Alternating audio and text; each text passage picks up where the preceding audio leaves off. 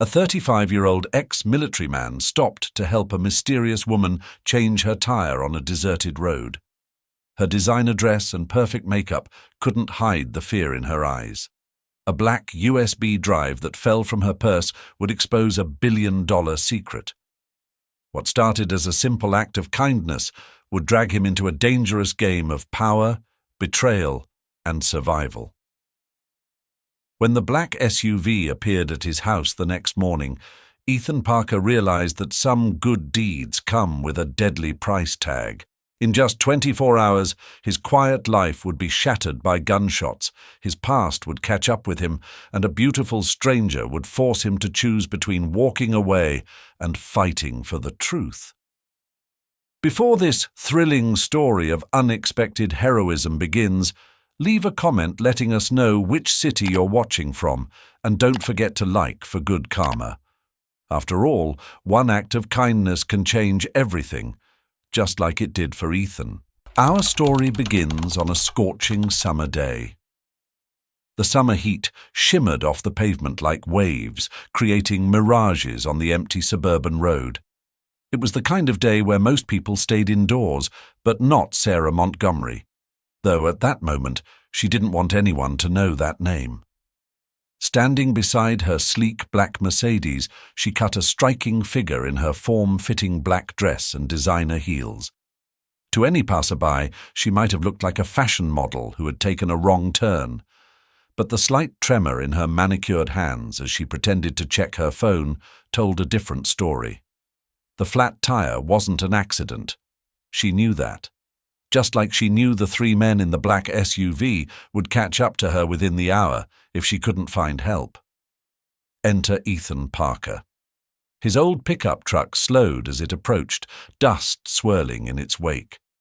Sarah's hand instinctively moved toward her purse, where a small canister of pepper spray offered little comfort, but when the driver's window rolled down, she saw something in his eyes that made her pause. A genuine concern that had become rare in her world of corporate sharks and hidden agendas. "Need a hand?" Ethan's voice was steady, calming. Years of military training had taught him to read people, and something about this woman screamed, trouble. Her dress probably cost more than his monthly salary, but it was the barely noticeable bruise on her wrist and the way her eyes kept darting to the rearview mirrors that really caught his attention. "Just a flat tire," Sarah tried to sound casual, but her voice cracked slightly. "I tried calling roadside assistance, but there's no signal out here." Ethan stepped out of his truck, and Sarah noticed how he moved, fluid, alert, like someone who had seen combat. He wasn't particularly tall, but his presence carried a quiet strength, the kind that came from experience rather than intimidation. As he knelt to inspect the tire, his trained eye caught the clean cut across the rubber. "This wasn't an accident," he said quietly without looking up. Sarah's breath caught. I don't know what you mean." "Military teaches you to spot sabotage." Ethan continued working, his voice low enough that only she could hear. "Just like it teaches you to spot when someone's running from something. Or someone." A sleek black USB drive slipped from Sarah's purse, landing silently in the dust. Before she could react, Ethan had already seen it, along with the Montgomery Industries logo etched on its surface. "Don't!" Sarah started, but Ethan was already handing it back to her. "I didn't see anything," he said, eyes meeting hers. "Just like I don't see the security camera footage in your hand or the wounds you're hiding under that designer watch." Sarah stared at him, reassessing. "Who are you?" "Just a mechanic," Ethan replied, focusing on the tire. "But I used to be something else. Someone who saw too much and said too little. Sound familiar?" Before Sarah could respond, a distant engine sound made her stiffen. Ethan heard it too, the distinctive purr of a high-end SUV. "How long have they been following you?" he asked, working faster. "Since this morning." Sarah's composure cracked slightly. "When I downloaded the files that showed what they've been doing. They, my own family, The words came out bitter, or at least the people who think they control it now. The SUV's engine grew louder. Ethan tightened the last lug nut and stood, wiping his hands on his jeans. "You've got about 2 minutes before they round that bend," he said calmly. "That tire will get you another 50 miles tops." Sarah grabbed his arm, her grip surprisingly strong. "I can pay you. Whatever you want." Ethan gently removed her hand. "Money's not always the answer, Miss Montgomery." Her eyes widened at the name. "How did you—" "Your father's photo was in the papers last week. You have his eyes." Ethan glanced at the approaching sound. 1 minute now. You should go." Sarah hesitated, then pressed a business card into his hand.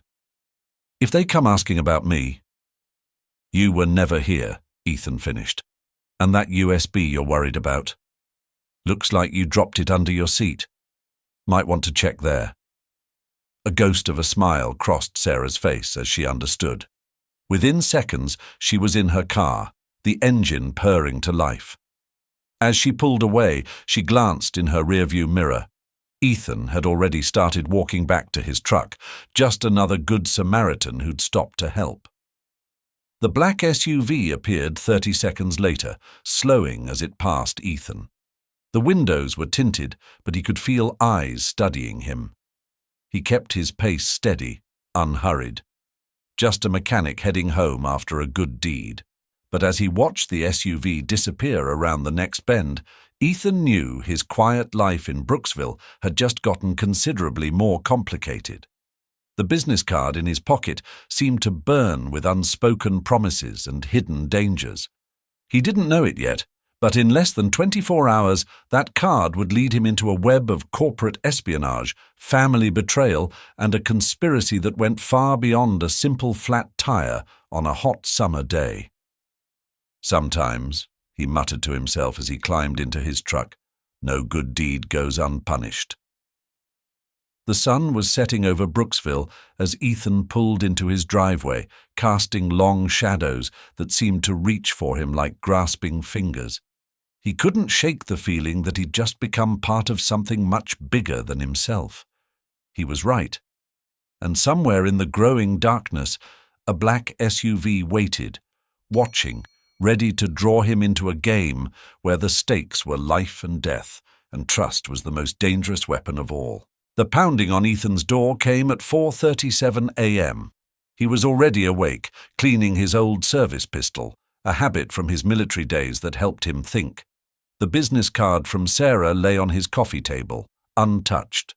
In the harsh light of his desk lamp, the embossed Montgomery Industries logo seemed to mock him. The pounding came again, harder.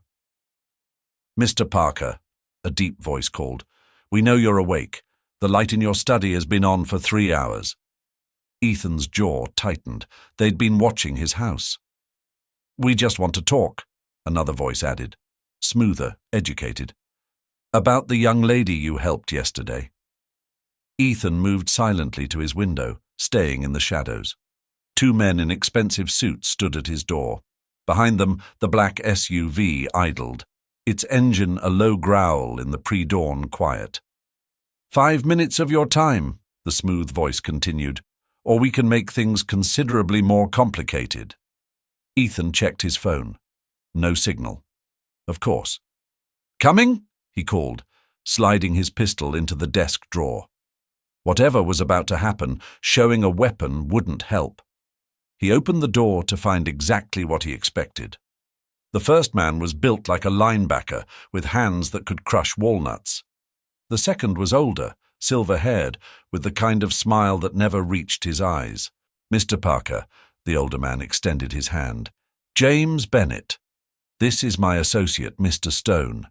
May we come in?" It wasn't really a question. "Coffee," Ethan offered, leading them to his kitchen. "Keep them talking, assess the threat." "How gracious," Bennett smiled, that empty smile again. "But let's not waste time on pleasantries. Where is she?" "Who?" Stone cracked his knuckles. Bennett raised a hand to stop him. "Miss Montgomery," Bennett said softly. The young lady whose tire you so gallantly changed yesterday? The one who dropped something rather valuable during your encounter? I change a lot of tires. Ethan kept his voice neutral. Comes with being helpful. Indeed. Bennett placed a photo on the kitchen table. It showed Ethan handing something to Sarah, the USB drive. Helpfulness is admirable, but sometimes, Mr. Parker, it's safer to just drive by. Is that a threat? An observation? Bennett leaned forward. You see, Miss Montgomery has taken something that doesn't belong to her, something that could hurt a lot of people if it falls into the wrong hands. Sounds like a family matter. Oh, it is. Bennett's smile vanished. A very wealthy, very powerful family, one that rewards its friends and removes its obstacles. The kitchen fell silent. In the distance, a dog barked. What do you want? Ethan asked finally. Information, Bennett replied. The USB drive contains sensitive data, corporate secrets. Miss Montgomery doesn't understand the implications of what she's stolen. Help us find her, and you'll be well compensated. And if I refuse? Stone stepped forward, but a sharp look from Bennett stopped him again. Mr. Parker, Bennett sighed, you have an admirable record. Special Forces, decorated veteran, now a simple maintenance man, living a quiet life. It would be a shame to complicate that life with legal troubles. Legal troubles? Bennett pulled out another photo. This one showed Ethan's truck parked outside a warehouse, one he'd never seen before. Amazing what technology can do these days, Bennett mused. How easily images can be altered, records changed, heroes turned into criminals. Ethan's expression remained unchanged, but his mind raced. They were desperate. The USB drive must contain something devastating. I'll need time to think, he said. You have until noon. Bennett stood, placing a black business card next to the photos. Call this number when you're ready to be reasonable. They left as quietly as they'd come. The SUV's taillights disappeared into the dawn, leaving Ethan alone with 2 photos and a choice. He waited 10 minutes before pulling out Sarah's business card.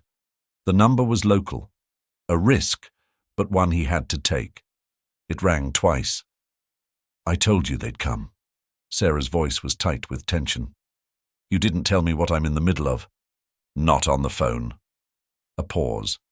There's a diner off Highway 23, the one with the broken neon sign. 1 hour. They're watching me. I know. Come anyway. The line went dead. Ethan stared at the 2 business cards on his table. One black, one white. Good and evil weren't always so clearly marked. He grabbed his keys, then stopped. In his desk drawer behind the pistol lay something he'd hoped never to use again. A small black box with a military-grade encryption phone. Sometimes the old ways were the best ways. As he pulled out of his driveway, he spotted the second SUV trying to hide in the morning shadows. They weren't even being subtle anymore. The game was on. But Ethan Parker had played deadlier games in darker places, and he was about to show the Montgomery family that sometimes the quietest men cast the longest shadows. The diner's broken neon sign flickered weakly in the morning sun, spelling out EAT in stuttering red light. The parking lot was empty except for a beat-up Honda Civic, definitely not Sarah's style. Smart girl. Ethan parked his truck facing the exit. Old habits die hard. He counted 3 possible escape routes and at least 2 vantage points where a sniper could set up. The Montgomery family wasn't playing around. The bell chimed as he entered. Behind the counter, a waitress who'd seen better days barely glanced up from her phone. In the farthest booth, a woman in oversized sunglasses and a cheap floral dress was reading a newspaper. If he hadn't spent hours in combat training, he might have missed it. The slight tension in her shoulders, the perfectly manicured nails gripping the paper too tightly. Sarah Montgomery could change her clothes, but she couldn't hide her breeding. "The coffee here is terrible," she said, without looking up as he slid into the booth. "So is being followed by professional killers," Ethan replied quietly. "But here we are." Sarah lowered the newspaper. Her designer makeup was gone, replaced by dark circles under her eyes. "They came to see you. With photos and threats. You didn't tell me I was stepping into a corporate war. Would you have helped if I had?" "Yes," Ethan said simply. "But I'd have been better prepared." Something flickered in Sarah's eyes. Surprise, maybe respect. She reached into her oversized handbag and pulled out the USB drive. "Do you know what Project Phoenix is?" she asked. "Should I?" "It's why they're willing to kill." Sarah's voice dropped to a whisper. "My father's company has been developing a new energy source. Clean, nearly unlimited power. It could revolutionize everything. And put a lot of powerful people out of business," Ethan finished. "Exactly. 3 weeks ago, our head of research and development died in a car accident. Then my father's assistant disappeared. Yesterday morning, I found these files." She tapped the USB drive. "They're planning to bury the project. People are being paid off. Evidence destroyed." "Your own family?" "My stepbrother James. He's on the board now. He stands to make billions from keeping things exactly as they are." Sarah's hands trembled slightly. "I can't trust anyone inside the company. They're all either bought or scared." The bell chimed. A man in a business suit entered, heading straight for the counter. Ethan's hand moved instinctively toward his concealed weapon. "Regular customer," Sarah murmured. "I've been watching for 2 hours." Ethan relaxed slightly. "You said you had proof." Sarah pulled out a phone, a cheap burner model. "Listen." A recorded conversation played softly. Ethan recognized Bennett's smooth voice. "The project must be terminated. Mr. Montgomery's accident is scheduled for next week. Make it clean." "Jesus," Ethan breathed. "They're planning to kill your father. Now you understand why—" Sarah stopped abruptly. Through the window, a black SUV cruised past, moving too slowly to be casual. "Time to go," Ethan said, already standing. "Back door?" "Locked. I checked."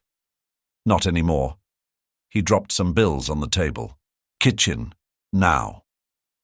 They moved quickly, ignoring the waitress's protests. The kitchen staff barely looked up as they pushed through the swinging doors. Ethan spotted the lock on the back door and made quick work of it. "My car's around the block," Sarah started. "Too obvious." Ethan led her to his truck. "Get in. Stay low." As they pulled out, 2 more SUVs appeared, converging on the diner. In his rearview mirror, Ethan saw men in suits rushing inside. "They're jamming cell signals," he said, taking a sharp turn onto a side street. "Your burner phone won't work now." "How did they find us?" "They didn't. They've been following me since dawn." Ethan accelerated through a yellow light. "We need to get somewhere safe. That recording is our only leverage." "I have a place," Sarah said. "A cabin my mother left me. It's off the grid. James doesn't know about it." A black SUV appeared in the side mirror. "We've got company," Ethan said calmly. "Hold on." What followed was a masterclass in evasive driving. Ethan weaved through back streets, used traffic to his advantage, and eventually lost their pursuit in a maze of industrial warehouses. "Where did you learn to drive like that?" Sarah asked, her knuckles white from gripping the dashboard. "The same place I learned that we're not out of this yet." Ethan checked his mirrors. "They'll have people watching the highways. We need a new plan." Sarah's face hardened with determination. "I have an idea, but you're not going to like it. Those are usually the best kind. There's a charity gala tonight at Montgomery Tower. Every board member will be there, including James.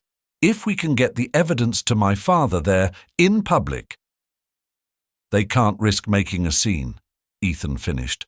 "But it's probably a trap." definitely a trap. Sarah met his gaze. Still willing to help.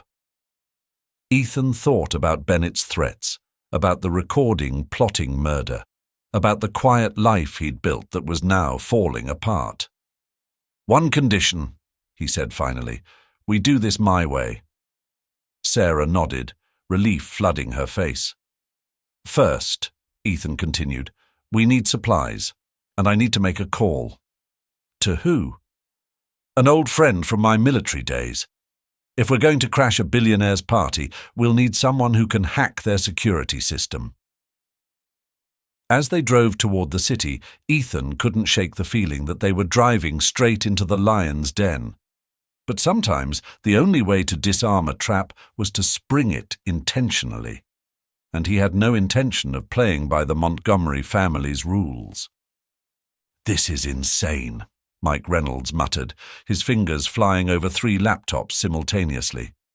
The former military hacker hadn't changed much, same scraggly beard, same intense focus. "Breaking into Montgomery Tower. You've lost your mind, Parker." They were in Mike's high-tech basement, a stark contrast to the modest suburban home above. Screens covered every wall, each displaying different angles of Montgomery Tower's security systems. "Can you do it?" Ethan asked, studying the building's blueprints. "Already did." Mike grinned. "Their security's good, but military-grade encryption is better. You'll have a 15-minute window when the cameras loop. After that..." He shrugged. Sarah, now dressed in an elegant evening gown that probably cost more than Mike's entire setup, leaned forward. "What about the guest list?" "Added you both. He's your +1. Mike nodded toward Ethan.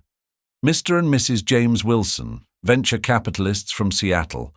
But listen, that's not the scary part." He pulled up another screen. "I found something in their security protocols. They've hired a private military contractor for tonight. Blackwater-type guys. Whatever's going down, they're expecting trouble." Ethan and Sarah exchanged looks. "They know we're coming," she said softly. "Of course they do." Ethan straightened his bow tie in the reflection of a dark screen. The tuxedo felt foreign after years in work clothes. "That's why we're going to give them exactly what they expect." Mike handed them both earpieces, nearly invisible once in place. "These are untraceable. I'll be your eyes inside. But Ethan..." He hesitated. "Watch your 6. These corporate types play dirty." Speaking of dirty, Sarah pulled out her phone, playing the recording again. James Bennett's voice filled the room. "Mr. Montgomery's accident is scheduled for next week. Make it clean." "I cleaned up the audio," Mike said. "There's more." He tapped a key, and the recording continued. "Once the old man's gone, destroy everything in Lab 7. Phoenix dies with him." "Lab 7? Ethan looked at Sarah. "The heart of Project Phoenix," she confirmed. "It's where my father keeps the prototype. If they destroy it, years of research vanish. Clean energy becomes a dream again." "Not if we can help it." Ethan checked his concealed weapon. "Mike, what time's the party?" "Starting now, but the real action's at 9 p.m, some big announcement from the board." "James is going to announce the project's termination," Sarah realized. "He'll blame it on feasibility issues, protect the oil interests, then next week..." "Your father's accident happens," Ethan finished, "which gives us exactly 3 hours to stop both." Mike handed them encrypted phones and key cards. "These will get you to the executive floor. But the lab? That's biometric access only." Sarah smiled for the first time that day. "Leave that to me. Being the boss's daughter has some advantages." The sun was setting as they left Mike's house, painting Montgomery Tower in shades of blood red. From the passenger seat, Sarah stared at the building, her family's legacy, now a gilded trap. Having second thoughts, Ethan asked, navigating through evening traffic. "About stopping my stepbrother from murdering my father and destroying the future of clean energy?" She turned to him, eyes fierce. Not a chance. Good. Because once we're inside, everything changes. These people... I know what they're capable of, Sarah cut him off. I've watched them destroy people for profit my whole life. I just never thought... She paused. Why are you really helping me, Ethan? He was quiet for a moment, remembering faces from his past. Because sometimes the right thing and the hard thing are the same thing. They pulled up to the tower's valet entrance. Camera flashes burst as wealthy guests ascended the red carpet. Above them, the Montgomery Industries logo glowed against the night sky, a phoenix rising from flames. Ready? Ethan offered his arm. Sarah took it, her grip tight. Number, but let's do it anyway. As they walked toward the entrance, Mike's voice crackled in their earpieces. All right, lovebirds, let's crash a party. The game was on, and somewhere above them, in the glittering tower of glass and steel, James Bennett was about to learn that some secrets refuse to stay buried, and some quiet men are the most dangerous of all. Montgomery Tower's grand ballroom sparkled like a diamond cage. Crystal chandeliers cast prismatic light over Silicon Valley's elite, each guest draped in wealth and secrets. Sarah's grip tightened on Ethan's arm as they passed through security. Approaching from your 3 o'clock, Mike's voice crackled in their earpieces. James Bennett, looking very pleased with himself. Bennett cut through the crowd like a shark through water, his signature empty smile firmly in place. Sarah, darling, we've been so worried. His eyes flickered to Ethan, recognition masked by practiced charm. And who's your companion? James Wilson. Ethan extended his hand. Venture capital. Fascinating work you're doing here. Indeed. Bennett's handshake was perfectly firm. Though I don't recall seeing you on the guest list. Last-minute addition, Sarah cut in smoothly. The Singapore investors insisted. Bennett's smile didn't waver, but his eyes hardened. Of course. Sarah, your father's been asking for you. He's by the stage. We'll find him shortly. Sarah's tone was pure socialite sugar. So much catching up to do. As Bennett glided away, Mike's voice returned. He's already on his phone. You've got maybe 10 minutes before they verify your covers. Then let's move, Ethan murmured. Lab first, then your father. They danced their way across the ballroom, a choreographed path toward the private elevators. Sarah played her part perfectly. The prodigal daughter returned, introducing her new investor friend. Each laugh and gesture bought them precious seconds. Guards at the elevator, Mike warned. 2 o'clock, and Sarah, your stepbrother's heading to the security office. Time for a distraction, Sarah whispered. She reached up, apparently adjusting Ethan's bow tie, and pressed something into his hand. A key card. Meet me at Lab 7. I'll handle the biometrics. Before he could protest, she was gone, weaving through the crowd toward a group of board members.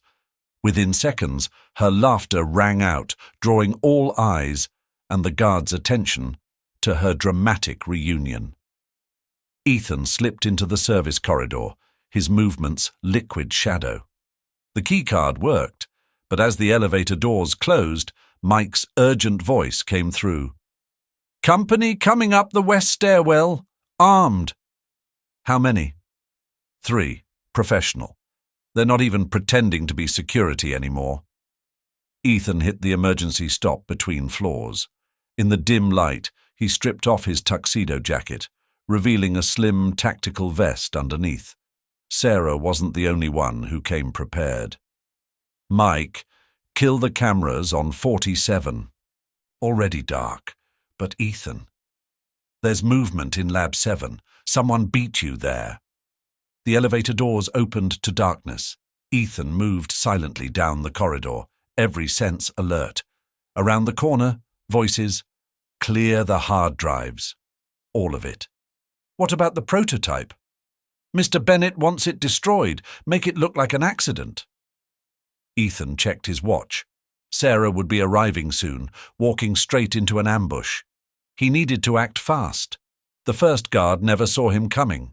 The second reached for his weapon, but found himself unconscious before his hand touched metal. The third got off a shot, silenced, professional, but hit only shadow.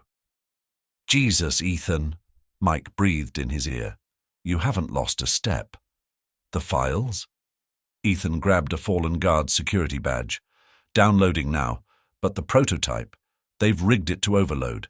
10 minutes max before it destroys itself, and half the evidence with it." The lab door opened.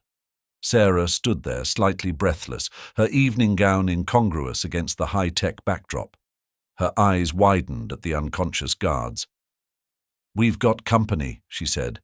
"James knows. He's locked down the building." "How long until they reach this floor?" "Minutes. My father's trapped upstairs. They're going to—" A slow clap echoed through the lab. James Bennett stepped out of the shadows, flanked by Stone and 2 more armed men.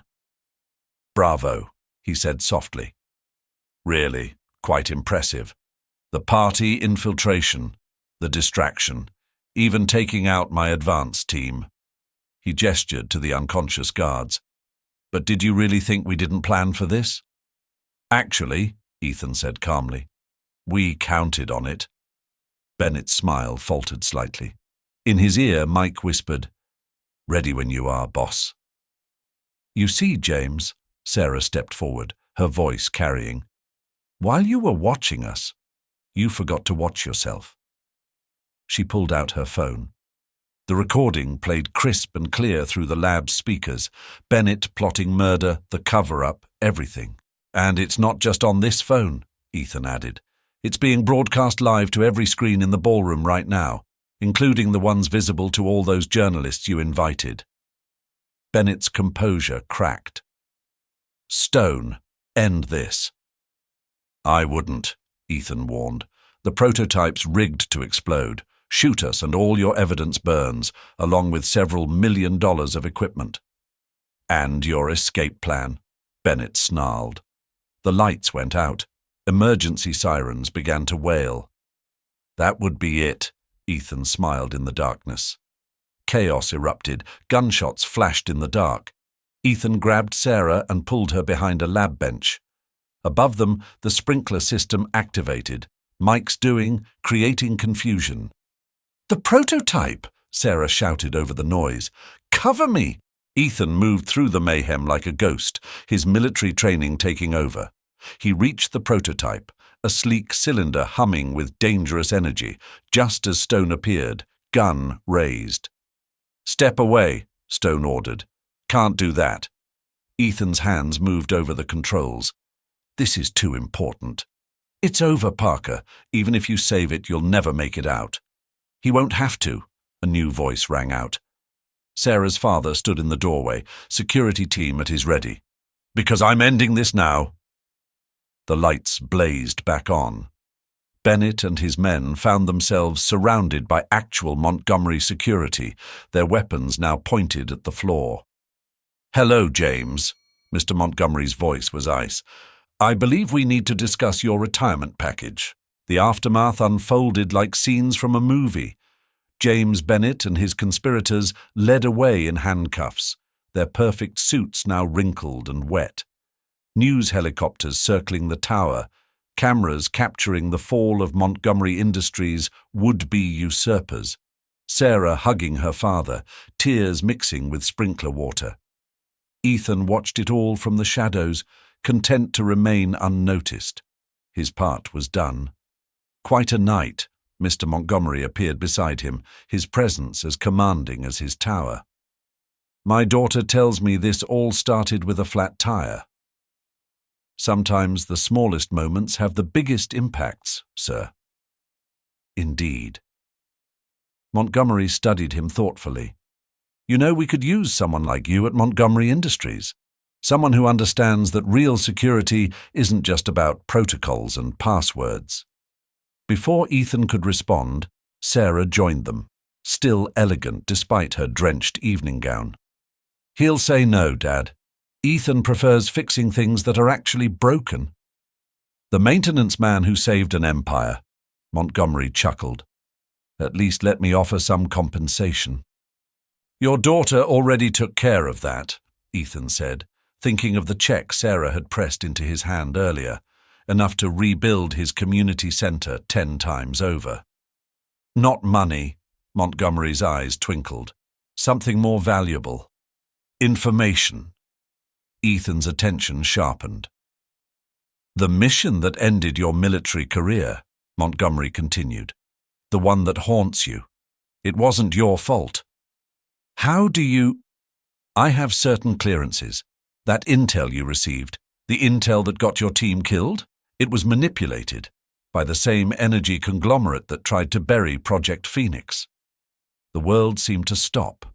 5 years of guilt and questions crystallized into sudden, sharp clarity. They're still out there, Montgomery added softly, and after tonight, they'll be looking for revenge. Then they'll find me ready. Ethan's voice was steel. Sarah touched his arm. You don't have to face them alone. In his ear, Mike's voice crackled one last time. He's right, boss. This goes deeper than we thought. I'm finding connections everywhere. Ethan looked at Sarah, saw the same determination that had impressed him from the start. Then at Montgomery, who nodded slightly, an unspoken alliance offered. Well, Ethan said finally, I suppose Brooksville could use a proper security consultant? 3 months later.